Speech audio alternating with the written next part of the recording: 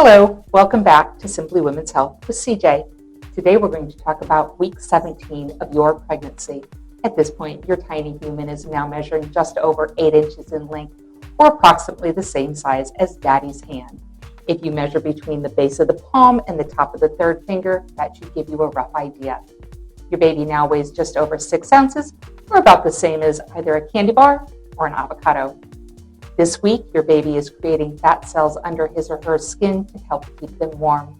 The baby is covered in a substance called vernix.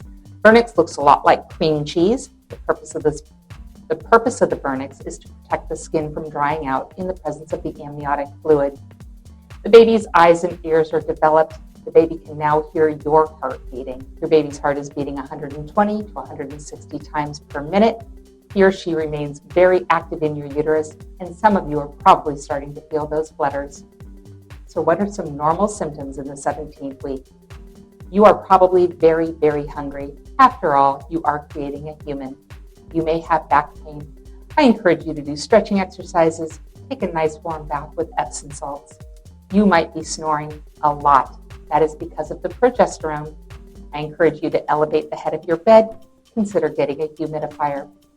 Some women will report having weird dreams at this point. Some women will feel lightheaded or dizzy. If you are feeling that way, please make sure you're eating 3 normal meals a day and incorporating some high-protein snacks. Also, make sure you're staying really, really well hydrated. As that uterus is expanding, I expect you to have Braxton Hicks. Those are those harmless contractions that occur throughout the day. Round ligament pain, those stretching pains whenever you make a sudden movement. It's okay for you to have a spot or 2 of blood after sex. What's not okay? Bright red bleeding that's enough to saturate a pad, cramping that won't go away, severe pain of any kind that is persistent. So what are some things you should be doing? At this point, I encourage you to sleep on your side, not flat on your back. Make sure you have plenty of calcium in your diet. Your baby is making bones right now, and he or she will appreciate that bump in the future. As your skin is stretching, you might be noticing some itching or some stretch marks. Stay well hydrated, drinking lots of fluid, taking a prenatal vitamin every day, and of course, continuing to eat a healthy diet. I encourage you to exercise on a regular basis. Swimming, walking, prenatal yoga, learning some of those relaxation techniques that will come in handy when you go into labor. Absolutely can have sex unless you've been told not to. Go ahead and go on that vacation. You're not sick, you're pregnant. If you have an OB visit coming up this week, the provider will most likely listen to the baby's heartbeat with a Doppler.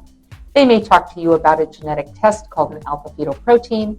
The purpose of that test is to see if your baby is at increased risk to have what's called a neural tube defect. It is time sensitive. It has to be done between 15 and 21 weeks.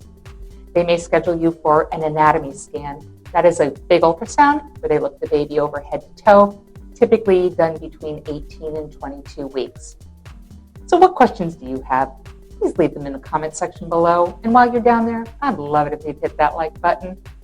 If you're still here, thanks so much for sticking around through the entire video. If you feel as though this information has been helpful to you, or you think you know somebody that might benefit from the information provided in these videos, please feel free to like it, share it, and if you haven't already subscribed, I would love it if you did that. Any and all support that you can provide is so greatly appreciated. As always, these videos were not created as a replacement visit with your healthcare provider, rather as a place for you to come for basic, reliable information that is non-biased and hopefully allow you to figure out what questions to ask your healthcare provider at your next visit to best meet your healthcare needs. Again, I appreciate all of your support. If you want to contact me, my information is at the top of this screen, and I will put it in the comment section of this video. That's all I have for today. This is CJ. I'm at your cervix.